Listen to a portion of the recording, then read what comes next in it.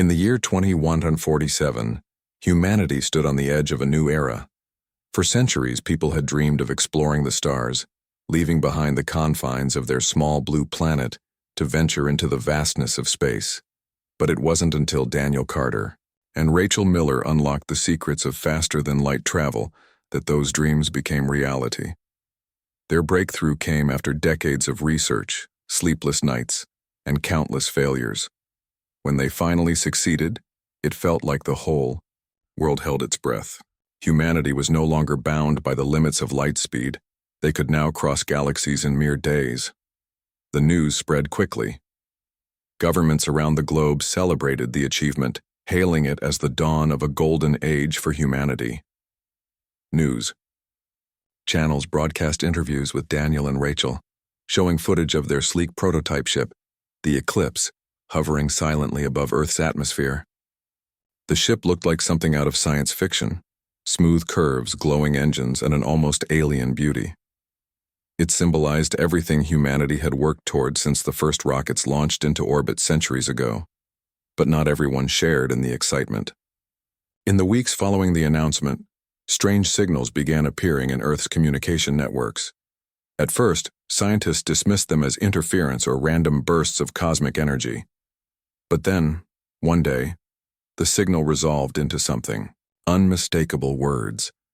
Words written in a language no human had ever seen before. The message was simple yet chilling. Cease all advancements in interstellar technology. Submit to the Galactic Council or face annihilation. No one knew what to make of it at first. Was it a prank, a misunderstanding, or something far more dangerous? Governments scrambled to analyze the transmission, but before they could reach any conclusions, another message arrived, this time accompanied by visuals. Through holographic projections beamed directly into major cities across the globe, humanity met its sender, Ambassador Kael'thar of the Vorthian race. Kael'thar was unlike anything anyone had imagined. Standing nearly 12 feet tall, his body shimmered with iridescent scales that shifted colors depending on how the light hit them. His eyes glowed faintly, piercing through the crowd like twin suns. He wore robes adorned with intricate patterns that seemed to move even when he stood still. Behind him loomed a massive vessel, hovering silently over New York City.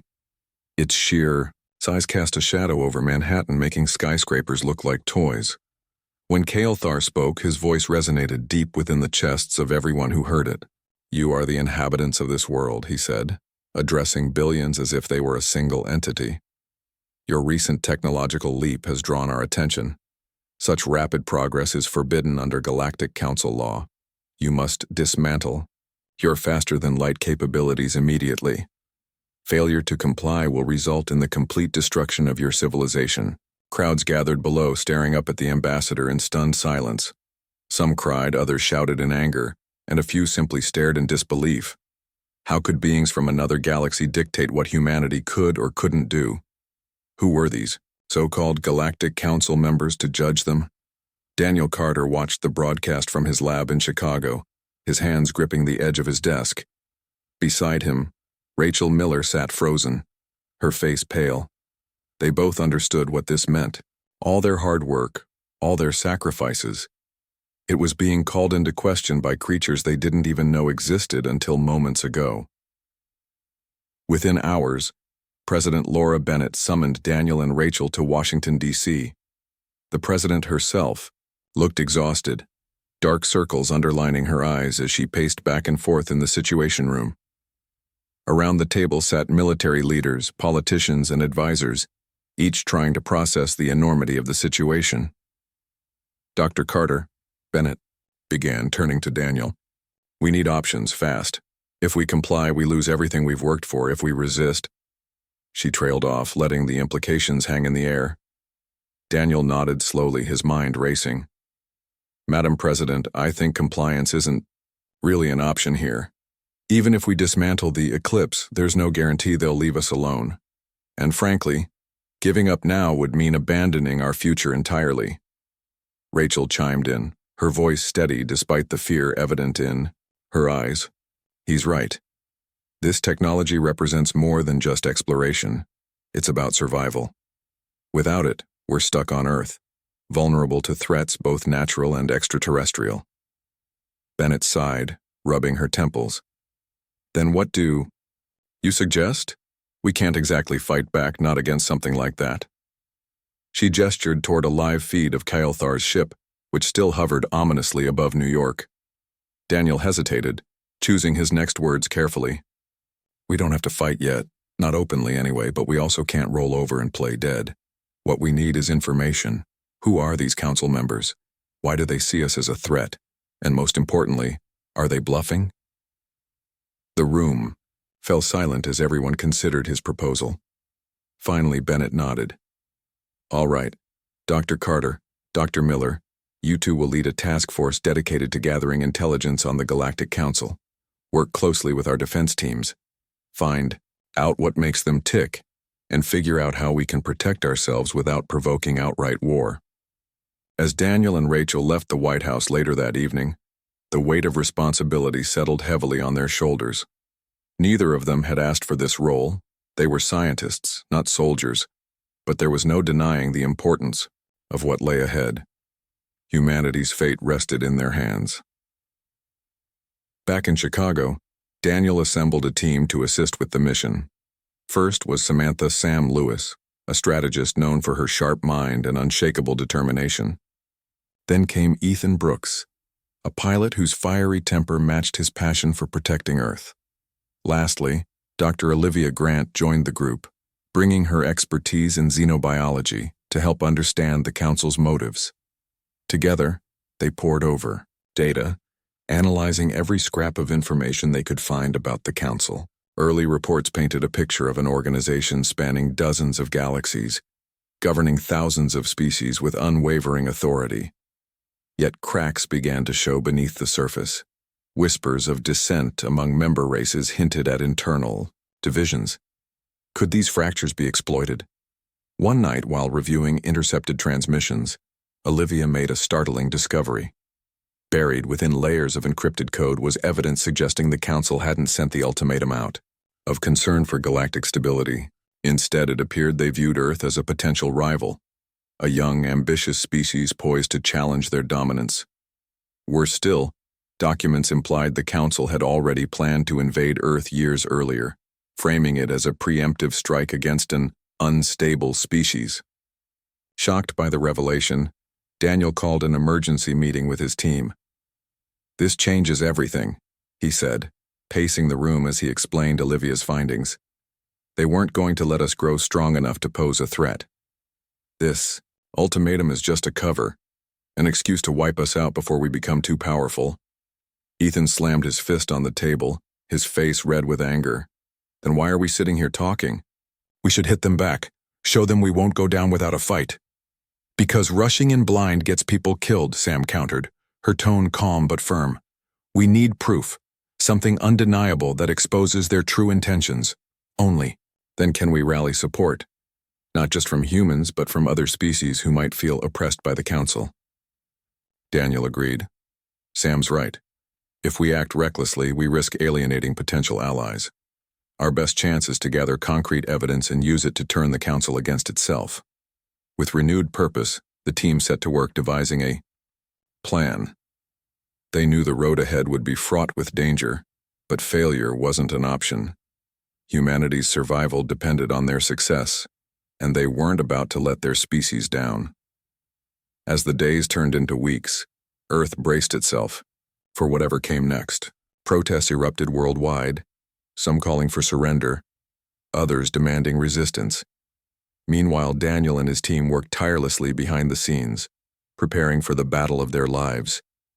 Little did they know, their actions would soon ignite a conflict that would shake the very foundations of the galaxy. And somewhere high above Earth, Ambassador Kael'thar watched silently, his glowing eyes reflecting the turmoil below. The days following the ultimatum were a whirlwind of chaos and uncertainty. Humanity's fragile unity began to crack under the weight of fear and division. Governments around the world convened emergency sessions, debating how best to respond to the Galactic Council's demands. Some leaders argued for immediate compliance, believing that surrender was the only way to avoid annihilation. Others insisted on defiance, refusing to let Earth bow to an alien power. The debates grew heated, with tempers flaring in conference rooms across the globe. In Washington, D.C., President Laura Bennett faced mounting pressure from all sides. Her advisors bombarded her with conflicting recommendations, each one more extreme than the last. Military generals urged her to prepare for war, while diplomats pleaded for negotiations. Protesters gathered outside the White House, their chants echoing through the streets. Some carried signs reading, "Save humanity, submit," while others held banners declaring, "We will fight." The divide among citizens mirrored the turmoil within the government. Daniel Carter and his team worked tirelessly at EDI headquarters in Chicago, analyzing every piece of information they could gather about the Galactic Council. Samantha Lewis spent hours poring over intercepted communications, searching for patterns or weaknesses in the Council's structure. Ethan Brooks trained pilots in simulated combat scenarios, preparing them for the possibility of an alien attack. Meanwhile, Dr. Olivia Grant studied biological samples recovered from the Council's holographic projections, hoping to learn more about their physiology and potential vulnerabilities. Despite their efforts, tensions within the team began to surface. Ethan grew increasingly frustrated with what he saw as inaction. "We're wasting time," he snapped during one meeting. "Every second we sit here talking is another second they have to plan their next move. We need to strike first, hit them hard before they know what's coming." Samantha shot him a sharp look. "And then what? Start a war we can't possibly win? You've seen the size of their ships, Ethan. One wrong move and we'll be wiped out before we even get off the ground." "Better to go down fighting than roll over and die," Ethan retorted, his voice rising.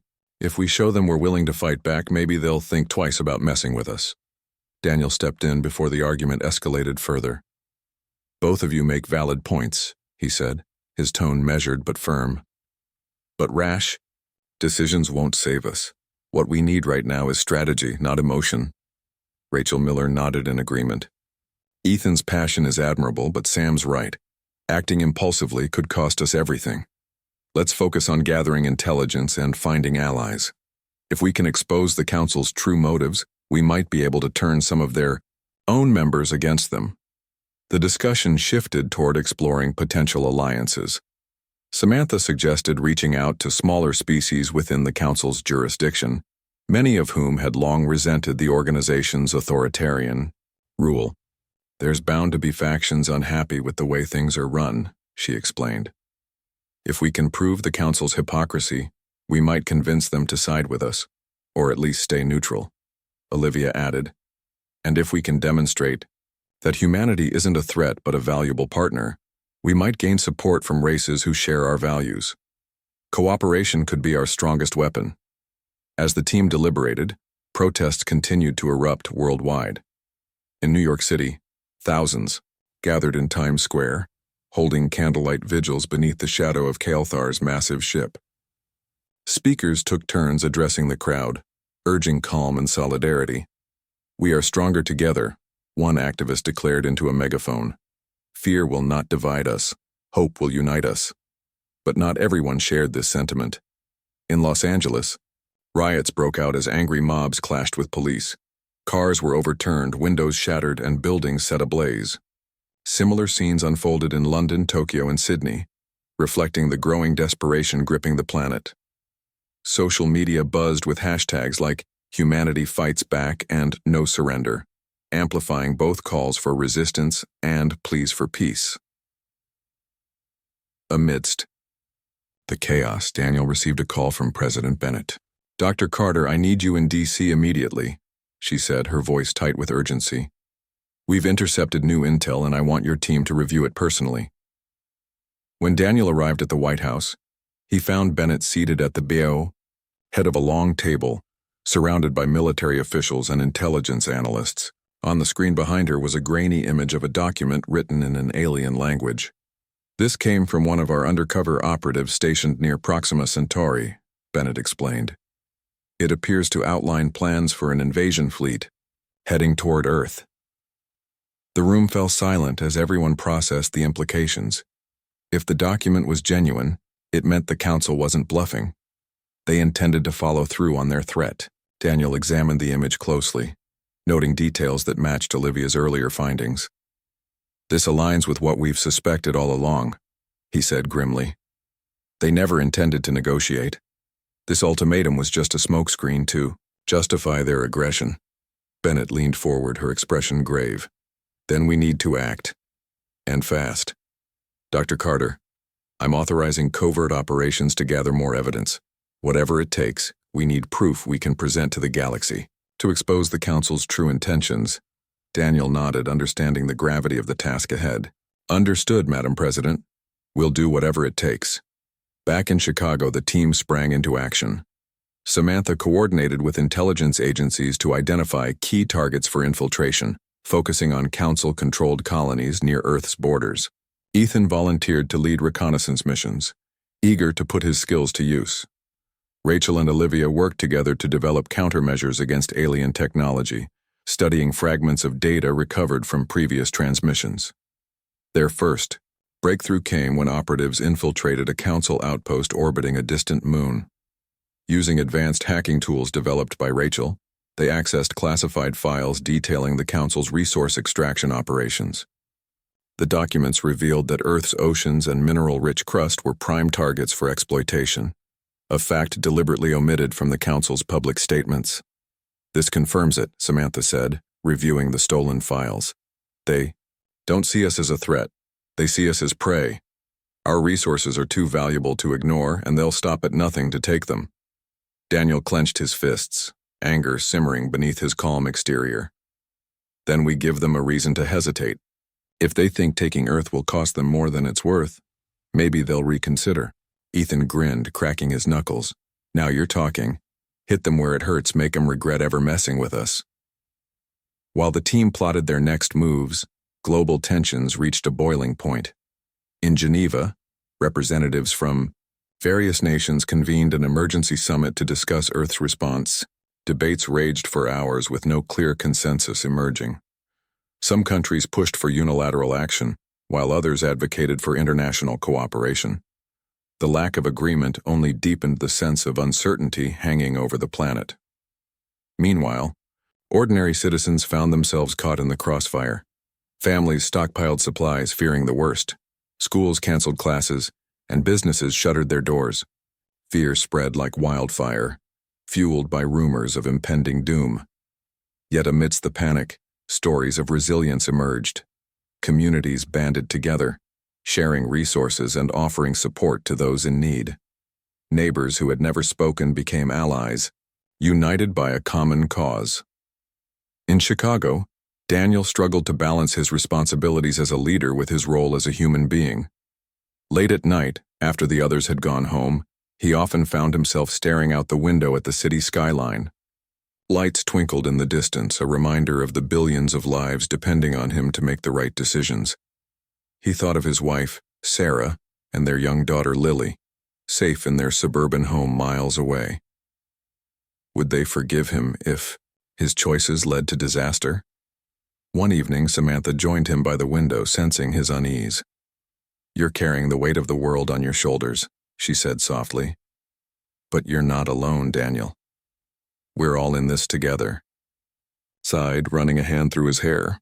"I just keep thinking about the people out there, the ones looking to us for answers. What happens if we fail?" "We won't," Samantha replied firmly, "because we can't afford to. Humanity's survival depends on us, and I believe in this team. We'll find a way." Her words brought a small measure of comfort, but Daniel knew the road ahead would be anything but easy. Unbeknownst to them, Ambassador Calthar observed Earth's preparations with growing concern. Though outwardly calm, he sensed the seeds of rebellion taking root among the humans. Their defiance baffled him. No species had ever dared challenge the Council so boldly. Yet there was something admirable about their determination, something that made him question whether the Council's approach was truly justified. High above the planet, the Council's flagship remained poised, ready to strike at a moment's notice. But below, humanity prepared to fight, not just for survival, but for the right to determine its own destiny. And as the days passed, it became clear that Earth's response would be swift, abrupt, The stolen files from the Council outpost near Proxima Centauri painted a chilling picture.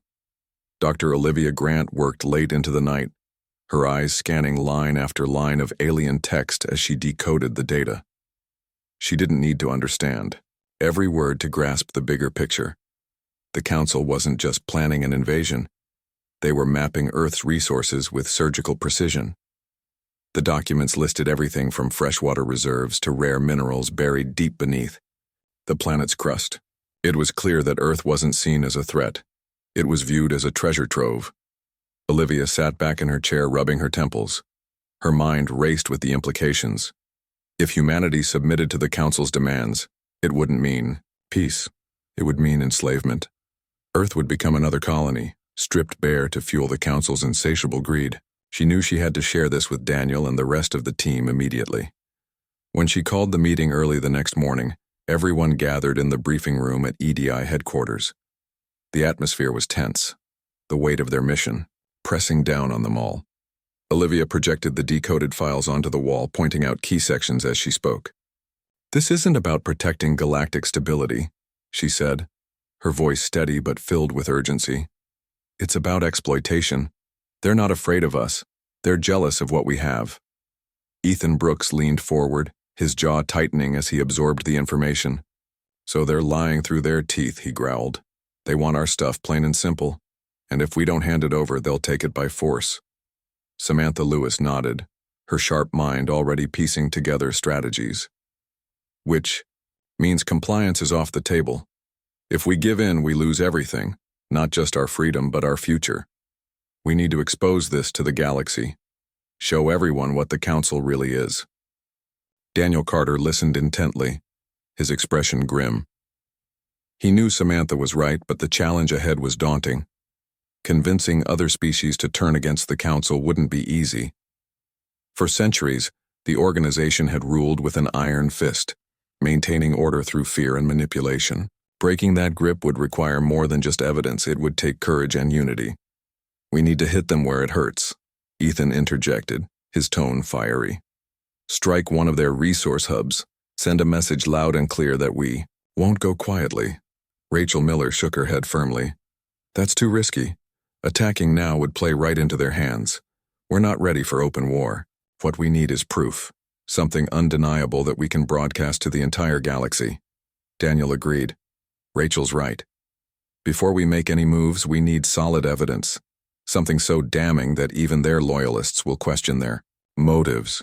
Samantha tapped her fingers on the table, thinking hard. "If we can intercept more communications or gather intel from defectors, we might be able to build a case strong enough to fracture the Council's unity. But we'll need help from inside." The team fell silent as they considered her words. Reaching out to potential allies within the Council's ranks was dangerous, but it might be their only chance. Some smaller species had long resented the Council's authoritarian rule, forced to surrender their resources and autonomy in exchange for protection. If Earth could prove that the Council's promises were hollow, those oppressed races might rise up, or at least refuse to fight alongside them. Over the next few days, the team worked tirelessly to identify possible targets for infiltration. Samantha coordinated with operatives stationed near alien-controlled systems, feeding them instructions and gathering intelligence. Meanwhile, Rachel and Olivia focused on developing countermeasures to protect Earth's forces from alien technology. They studied fragments of data recovered during previous missions, reverse engineering weapons systems and shielding mechanisms. Ethan spent hours training pilots in simulated combat scenarios, preparing them for the possibility of an alien attack. His fiery determination inspired those around him, though his impatience sometimes clashed with Daniel's cautious approach. "We can't keep waiting around," he argued during one heated discussion. "Every second we waste gives them more time to prepare. We need to act now. And rushing in blind gets people killed," Daniel countered, his voice calm but firm. "Our priority is gathering evidence. Once we have that, we can plan our next move." Despite their disagreements, the team remained united by a shared sense of purpose. Each member brought something vital to the table, and their combined efforts began to yield results. One operative managed to hack into a Council supply chain network, uncovering detailed records of resource shipments destined for Earth. Another intercepted a transmission between council officials discussing contingency plans in case of rebellion. As the pieces came together, Daniel realized they were onto something big. The stolen intel revealed cracks in the council's facade, exposing corruption and dissent among its members. Some races openly questioned the ethics of invading Earth, while others whispered of rebellion behind closed doors. These fractures offered a glimmer of hope, if exploited carefully. One evening, as the team reviewed the latest findings, President Laura Bennett arrived unexpectedly at EDI headquarters. She looked exhausted, dark circles underlining her eyes, but her presence carried an air of determination. "Dr. Carter," she began without preamble, "we've received reports of unusual activity near Saturn. A council cruiser has been spotted, patrolling the area far from its usual route. We believe it may be carrying critical data." Daniel exchanged a glance with Samantha, who nodded slightly. "Madam President, we think we can retrieve that data," he said cautiously. "But it won't be easy. The risk of detection is high." Bennett hesitated, weighing the options. Finally, she gave a curt nod. "Do it. Whatever it takes, I want that intel. Just make sure your people come back alive." With the president's approval, Ethan volunteered to lead the mission. He assembled a small team of elite pilots, equipping them with stealth fighters outfitted with experimental cloaking technology developed by Rachel and Olivia. The plan was simple yet perilous: infiltrate the cruiser, extract the data, and escape before the council realized what had happened. B. Operation took place under the cover of darkness, with Earth's moon casting a faint glow across the void of space. Ethan's squadron approached the target silently, their ships nearly invisible against the backdrop of stars. As they neared the cruiser, tension crackled through the comm channels. Any misstep could alert the council to their presence. Inside, the cruiser. Alarms blared suddenly, catching the team off guard. One of the pilots panicked, veering too close to a sensor array. "Stay calm," Ethan barked, his voice cutting through the chaos. "Stick to the plan." Using precise maneuvers, the team disabled the cruiser's defenses and boarded the vessel. Inside, they encountered minimal resistance. Most of the crew seemed unaware of the intrusion. Working quickly, they located the data core and downloaded its contents onto portable drives. Just as they finished, however, reinforcements arrived, forcing them to abandon stealth in favor of speed. The escape was harrowing. Council fighters swarmed the area, firing relentlessly at the fleeing squadron. 2 Earth ships were destroyed, their crews lost in the vastness of space. Ethan gritted, his teeth pushing his fighter to its limits as he led the remaining pilots back toward safety. When they finally returned to Earth, battered but alive, the cost of the mission weighed heavily on everyone involved.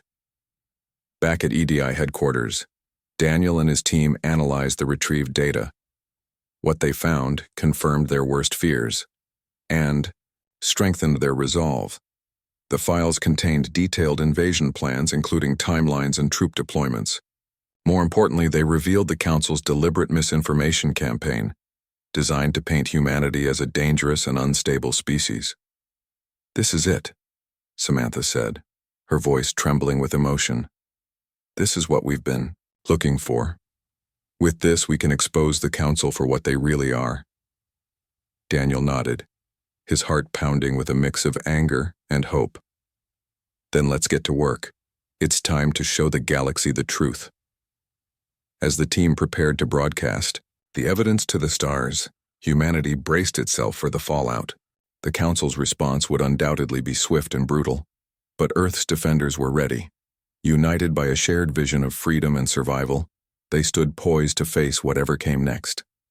And though the road ahead promised hardship and sacrifice, one thing was certain: humanity would not go down without a fight. The stolen data from the Council cruiser was a goldmine of information, but it also carried a heavy burden. Daniel Carter and his team spent hours poring over the files, piecing together the full scope of the Council's plans. The invasion timeline was alarmingly close, just weeks away. If humanity didn't act quickly, Earth would be overrun before they could mount any meaningful defense. Samantha Lewis took charge of organizing the evidence into a coherent narrative. She worked alongside Rachel Miller and Olivia Grant, sifting through alien codes and translating them into terms that anyone, even those unfamiliar with galactic politics, could understand. Their goal was simple yet monumental: expose the Council's hypocrisy to the galaxy and rally support for Earth's cause. "This isn't just about us anymore," Samantha said during one late-night meeting.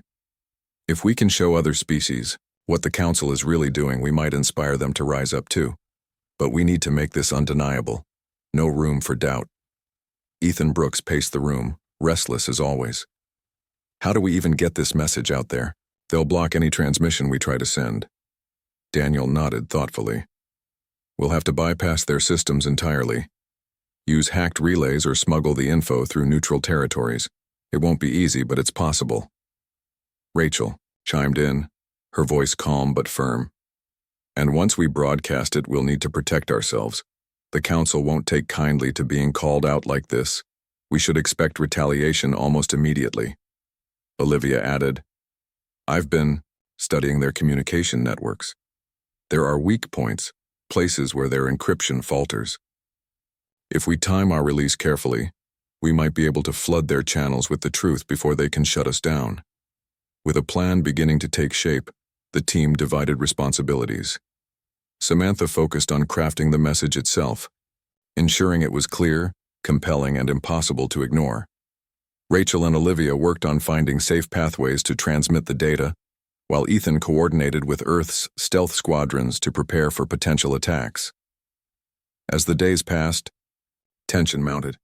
Everyone at EDI headquarters knew the stakes. They weren't just fighting for Earth, they were fighting for the soul of the galaxy. The Council had ruled with an iron fist for centuries, silencing dissent and crushing rebellion wherever it arose. By exposing their lies, humanity risked sparking a galactic uprising, one that could either save countless lives or plunge the stars into chaos. Finally, the day arrived to launch the operation. President Laura Bennett gave the green light after reviewing the finalized message. "This is our best shot," she told Daniel during a private briefing. "Make it count." That night, under the cover of darkness, the team initiated the broadcast. Using a network of hacked relays scattered across multiple star systems, they sent the evidence streaming into every corner of the galaxy. The message opened with footage of Earth, its vibrant blue oceans, sprawling forests, and bustling cities, a stark contrast to the cold, sterile interiors of Council vessels. A narrator's voice, calm but impassioned, explained humanity's achievements and aspirations. Then came the damning evidence. Translated documents revealed the Council's plans to invade Earth, not out of fear but greed. Audio recordings captured Council members mocking weaker species and dismissing their suffering as irrelevant. Maps showed how resources were funneled from colonies to enrich the Council's elite while leaving others to starve. Finally, images of the Council's massive warships loomed on screen, accompanied by a chilling question: "Is this peace or tyranny?" The response was immediate and explosive. Across the galaxy, reactions varied wildly. Some species erupted in outrage, calling for justice and vowing to stand with Earth. Others remained loyal to the Council, accusing humanity of fabricating the evidence to justify its defiance. In Council-controlled territories, protests broke out as oppressed populations demanded answers. On neutral planets, debates raged over whether to intervene or stay uninvolved. Ambassador Kelthar reacted with fury. Within hours of the broadcast, he appeared once again above New York City, his glowing eyes burning with barely contained rage. This time, however, his usual composure was shattered. "You dare slander the Galactic Council?" he thundered, his voice shaking the ground below. "Your insolence will cost you dearly. Surrender now, or face total annihilation." But Daniel refused to back down. Standing beside President Bennett on a hastily arranged global broadcast, he addressed both Earth and the galaxy. "We are not your enemies," he declared, his voice steady despite the weight of the moment. "We are explorers, dreamers, survivors. All we ask is the right to chart our own course among the stars." The Council fears progress because it threatens their power. But no empire built on lies can last forever. To those who suffer under their rule, we see you, and we will fight for you. The speech resonated deeply, uniting humanity under a single banner. For the first time in centuries, nations put aside their differences, pooling resources and manpower to prepare for the coming storm. Factories churned out weapons and supplies around the clock, while volunteers flooded recruitment centers eager to defend their home. In space, Ethan led patrols along Earth's borders, keeping watch for signs of Council retaliation. His squadron encountered several scout ships probing Earth's defenses, but none dared engage directly, not yet. Back on the ground, Rachel and Olivia worked tirelessly to improve Earth's technology, developing new shielding systems and countermeasures based on the stolen data. Meanwhile, Samantha monitored reactions from across the galaxy. Reports poured in from defectors and allies alike. Some smaller species pledged aid, offering ships, weapons, and intelligence. Among them were the Zarnok Collective, a group of traders known for their neutrality. Though initially hesitant to pick sides, they agreed to provide Earth with advanced shielding designs in exchange for protection. Every ally counts, Samantha said as she updated the team on these developments. Even if they're small, their support sends a message: the Council's grip is slipping. But not all news was positive. Several Council-aligned species doubled down on their loyalty, condemning Earth's actions as reckless and dangerous. Skirmishes erupted near Earth's outer colonies as Council forces tested humanity's resolve. Casualties mounted, and the loss of life weighed heavily on everyone involved. One evening, as the team gathered in the briefing room, Daniel addressed them with quiet determination. "We've come too far to turn back now. The Council underestimated us. They thought we'd crumble under pressure. Instead, we've exposed their lies and united our world. Now it's time to finish what we started." Ethan nodded, his fiery temper tempered by respect for Daniel's leadership. "So what's the plan? Hit 'em hard before they regroup?" "We strike strategically," Daniel replied. "Not recklessly. Our goal is to weaken them enough to force negotiations, or collapse their leadership altogether. That means targeting key assets, supply lines, command centers, anything that disrupts their ability to wage war." Samantha pulled up a map of Council-controlled space, highlighting potential targets. "If we focus on these areas, we can cripple their logistics without engaging their main fleet head-on. It'll buy us time to build alliances and strengthen our position." Rachel and Olivia exchanged glances, understanding the risks but trusting the strategy. "We'll keep working on tech upgrades," Rachel promised. "Anything to give our forces an edge." As the meeting concluded, each member returned to their tasks with renewed purpose. Humanity's fate hung in the balance, but for the first time, hope burned brighter than fear. The Council had never anticipated such defiance from a young, inexperienced species like humans. And as Earth prepared for the battle ahead, one thing became clear: humanity wouldn't go quietly into the night. Far above the planet, Ambassador Kael'thar watched silently, his expression unreadable. He had underestimated Earth, and now he faced the consequences. The Council's dominance was cracking, and the galaxy teetered on the brink of change. Whether that change would bring freedom or destruction remained to be seen. But one thing was certain: the game had changed forever. The days following Earth's bold broadcast were a blur of activity and anticipation. Humanity had thrown down the gauntlet, exposing the Council's corruption to the galaxy. Now, everyone waited for the Council's response. The silence from their end was unnerving, like the calm before a storm. But Daniel Carter and his team knew better than to relax. They worked around the clock, preparing for whatever came next. Ethan Brooks led patrols in Earth's orbit, his squadron scanning the void for any sign of movement. The tension among the pilots was palpable. Every shadow on the radar could mean an attack. "Stay sharp," Ethan reminded them over the comm channel. "They're out there. We just don't know where yet." Back at EDI headquarters, Samantha, Lewis monitored communications from across the galaxy. Reactions to Earth's message continued to pour in, ranging from support to outright hostility. Some species praised humanity's courage, while others condemned the broadcast as reckless provocation. Amidst the chaos, one thing became clear. The Council's grip on its members was weakening. Dissent spread like wildfire, with protests erupting in Council-controlled territories and whispers of rebellion growing louder. Rachel Miller and Olivia Grant focused on upgrading Earth's defenses. Using stolen Council technology, they developed new shielding systems capable of withstanding alien weaponry.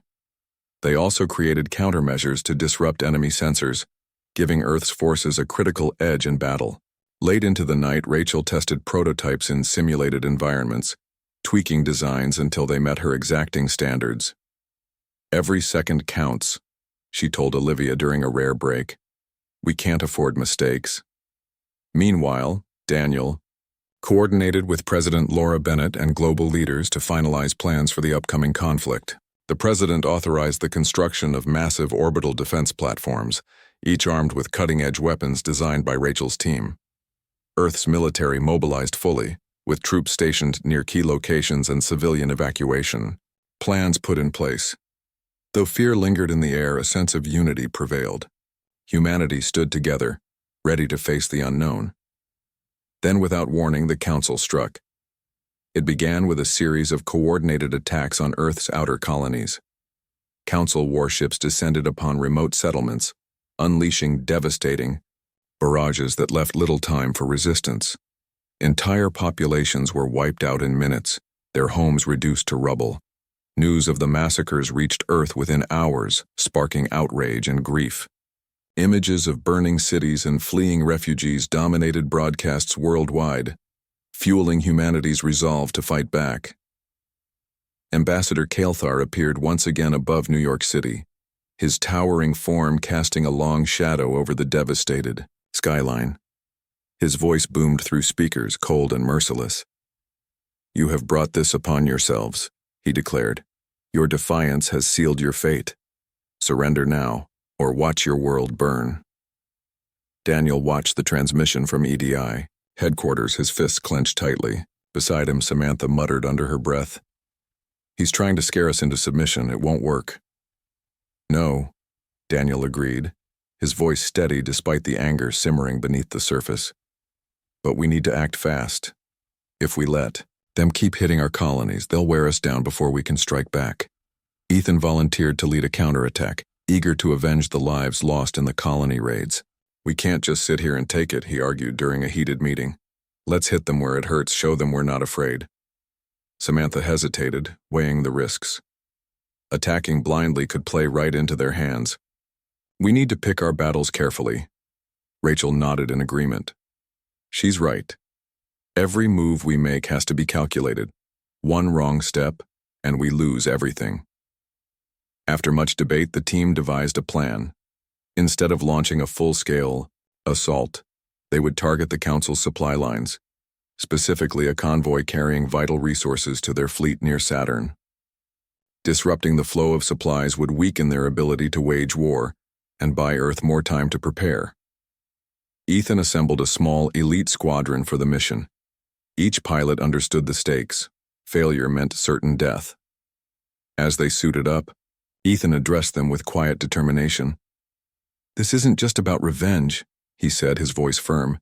"It's about survival. Stick to the plan, and we'll come out on top." The operation took place under the cover of darkness, with Earth's moon casting a faint glow across the battlefield.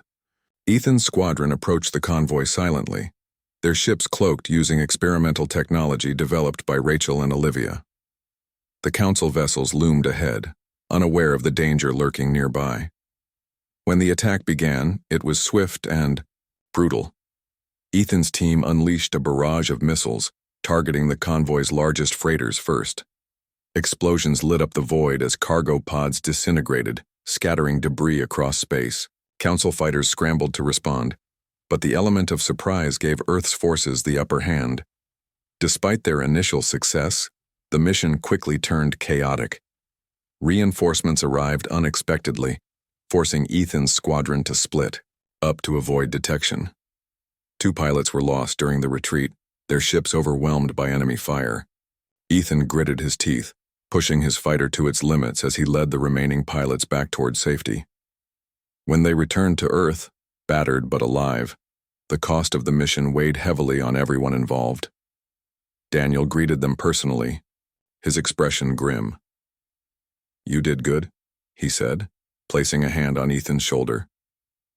"But we can't afford losses like this again. Next time, we'll need to be smarter." Samantha reviewed the mission data, analyzing what went wrong and how they could improve. "We underestimated their response time," she admitted. "Next time we'll need better intel before engaging." Rachel and Olivia worked tirelessly to repair damaged ships and upgrade surviving ones, ensuring they were ready for future missions.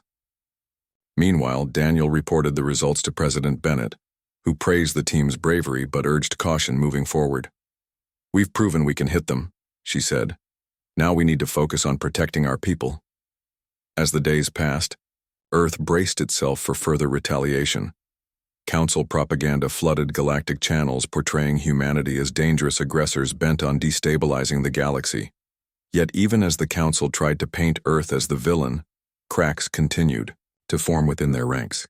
Defectors smuggled valuable intelligence to EDI, revealing internal divisions and growing dissent among member species. One evening, as the team gathered in the briefing room, Daniel addressed them with quiet resolve. "We've taken a stand, and the galaxy is watching.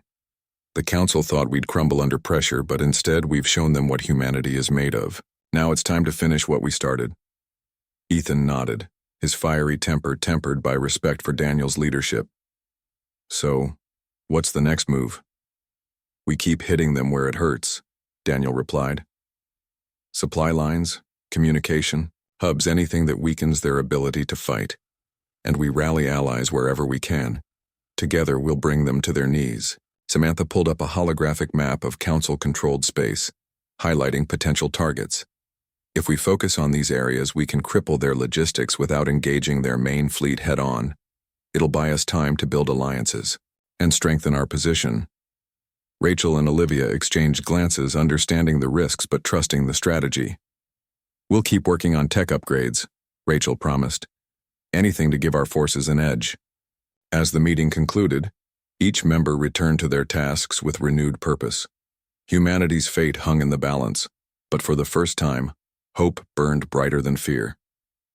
The Council had never anticipated such defiance from a young, inexperienced species like humans.